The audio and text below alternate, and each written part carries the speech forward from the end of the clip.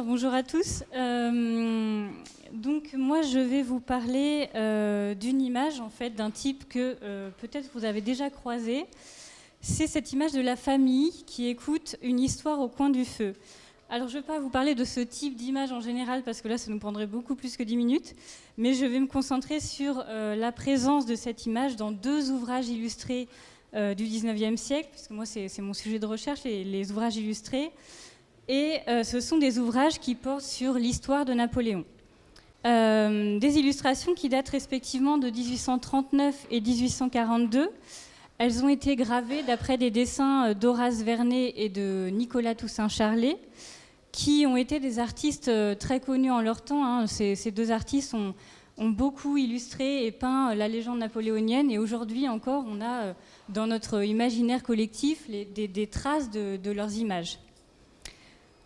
Alors la gravure de Charlet, c'est une vignette de titre, vous l'avez à gauche, c'est-à-dire une image qui vient s'insérer dans la page de titre de l'ouvrage, et celle de Vernet à droite, c'est ce qu'on appelle un cul de lampe, c'est-à-dire une gravure, une illustration qui vient orner la fin d'un chapitre. Donc ce sont deux images importantes puisqu'elles viennent soit introduire, annoncer le contenu du livre, soit ponctuer l'introduction du livre.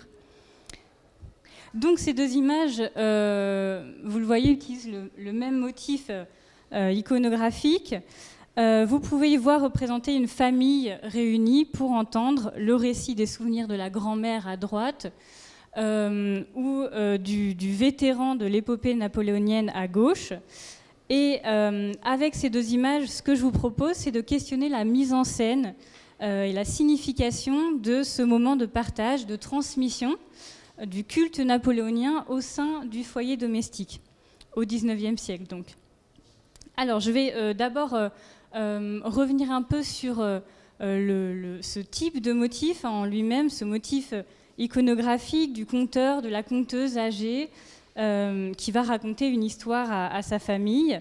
C'est un motif qui a été dessiné pour la première fois dans une copie manuscrite des Contes de ma mère Loi de Charles Perrault, qui est datée de 1695. Alors là, vous avez deux versions de la même image. Vous avez la version dessinée à gauche, donc dessinée à la main, et à droite, vous avez la version gravée, colorisée, qui est donc adaptée pour être imprimée dans un ouvrage. Donc ce sont là des images qui sont destinées à une grande diffusion, puisque dès la publication, dans ces années 1690, les Contes de ma mère Loi de Perrault connaissent un grand succès, et encore aujourd'hui, on lit les Contes de Perrault. Donc on y trouve dans ces images les éléments qui seront repris par Charlet et par Vernet. Vous avez un intérieur clos, avec cette conteuse, l'auditoire attentif, et puis vous avez aussi l'animal domestique. Vous voyez ici à droite de l'image le chat. On retrouve donc tous ces éléments dans les images de Charlet et de Vernet. Alors, à présent, je vais passer à la lecture des images.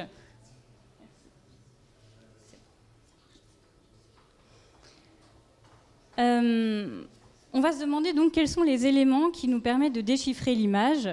Vous allez voir qu'il y en a plusieurs. Je vais tracer un peu, en fait, tirer les fils d'interprétation de ces images, et puis aussi essayer de faire des parallèles avec d'autres images, avec une chanson de Béranger aussi, qui peuvent comme ça essayer de dessiner un réseau en fait, d'influences et d'éléments d'interprétation de ces images. Ce sont des éléments qui nécessitent des prérequis de connaissance, une familiarité avec le récit napoléonien que les lecteurs du 19e siècle avaient. Ça, il n'est pas permis d'en douter. Quand on étudie vraiment la culture du 19e siècle, on s'aperçoit qu'on baignait vraiment dans ce récit de l'épopée napoléonienne. Alors dans la vignette de gauche, vous avez un narrateur qui est un vieil homme assis dans un fauteuil, et vous pouvez voir, il a une jambe de bois. Donc on peut en déduire que c'est un vétéran de guerre, un vétéran de la Grande Armée de Napoléon probablement. Et nous avons un autre élément qui est lié au militaire, c'est le fusil. Vous en avez un donc à droite de l'image. Et à droite, ici, de l'illustration de Vernet, à côté de l'armoire. Donc, dans l'image de droite, il est posé derrière cette armoire. Donc, on peut en déduire que soit il n'a jamais été utilisé, soit il a été utilisé il y a longtemps, soit il va être utilisé dans un futur proche. Quoi qu'il en soit, c'est un élément assez important. Et dans l'image de gauche de Charlet, vous voyez que le fusil est tenu par un jeune homme à côté d'un homme à qui il manque un bras. Et ces deux personnages sont assez intrigants en fait. Qui sont-ils ? C'est vraiment la question là qu'on peut se poser. Vous voyez que ce jeune homme en uniforme qui tient ce fusil est mangé par l'ombre. Il a des yeux caves. Et cet homme à qui il manque un bras est lui dans la lumière, mais il a une espèce d'expression de tristesse insondable qui me font dire qu'en réalité, ces deux hommes n'existent pas. C'est-à-dire que ce sont probablement des spectres. Alors peut-être que ce jeune homme est le spectre, le souvenir de ce qu'était le vieil homme auparavant, de ce soldat qu'il a été. Ce qui induit là donc un sentiment de nostalgie. Et la nostalgie, c'est vraiment une composante essentielle, à la fois du travail de l'illustrateur Charlet. C'est un sentiment qui infuse toute sa production, mais aussi un sentiment essentiel au récit napoléonien d'une manière générale. Ce récit est en fait imprégné de nostalgie d'une époque qui est présumée plus glorieuse, de la nostalgie du grand homme, du grand sauveur qui a été peut-être Napoléon, c'est la manière dont il a été perçu par beaucoup. Nostalgie aussi de situations de guerre dans lesquelles les hommes pouvaient potentiellement s'illustrer. Alors je vous rappelle d'ailleurs le titre de l'ouvrage illustré par Charlet, hein, c'est le Mémorial de Sainte-Hélène de Lascaz. Donc on est là dans un ouvrage qui est destiné à faire mémoire. Et donc à garder vivante en fait cette mémoire de l'épopée napoléonienne. Et cette vignette en fait vient essayer de témoigner de ce que la mémoire de ce passé glorieux vit encore, doit être encore reconnue, partagée, transmise. Alors autre élément important de compréhension qu'il faut remarquer dans ces images, c'est la statuette en plâtre. Alors vous l'avez en haut à gauche sur le manteau de cheminée, et puis vous voyez qu'elle fait le centre de l'image d'Horace Vernet. Donc c'est une statuette en plâtre de Napoléon. Là encore, les lecteurs du 19e siècle étaient très familiers de cette silhouette. C'est une statuette qui est en fait une manifestation, la preuve tangible et matérielle du souvenir.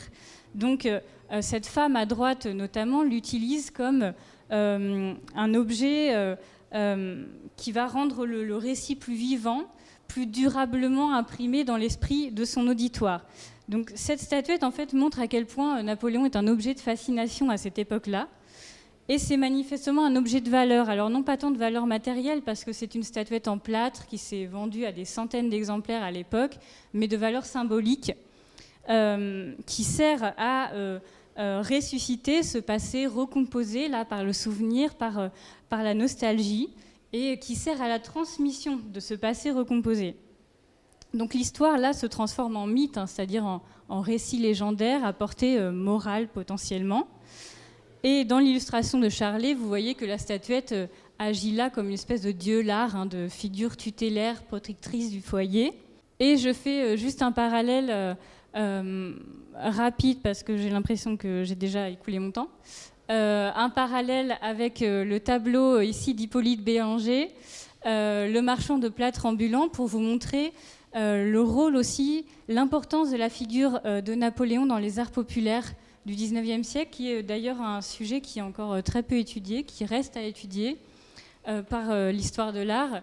Vous avez là donc un tableau qui montre un vendeur de statuettes ambulantes en plâtre qui passe dans un village normand et qui propose à cette famille d'acheter ces statuettes. Alors vous voyez que la femme est plutôt intéressée par une une vierge, une statuette de la Vierge, mais l'homme peut être un vétéran, selon un critique de l'époque, vétéran de l'armée napoléonienne, lui regarde, met dans la lumière cette statuette de Napoléon. Donc tableau là, qui témoigne de cette diffusion du mythe napoléonien dans les arts populaires. Alors je passe là-dessus, malheureusement, je vous en parle juste rapidement.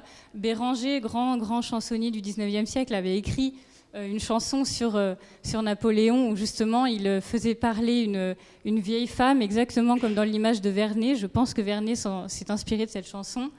Et il faisait raconter à la grand-mère cette fois où elle avait vu passer et s'adresser à elle Napoléon, donc le grand homme, et en garder un souvenir encore ébloui.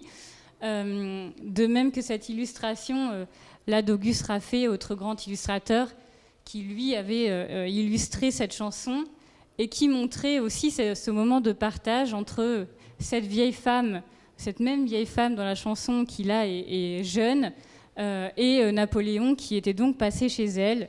Donc moment aussi d'émotion. Napoléon là n'est plus seulement le grand homme, mais un homme tout simplement qui vient s'adresser au peuple. Donc également représentation du partage de ce thème qui est celui des Journées du patrimoine aujourd'hui.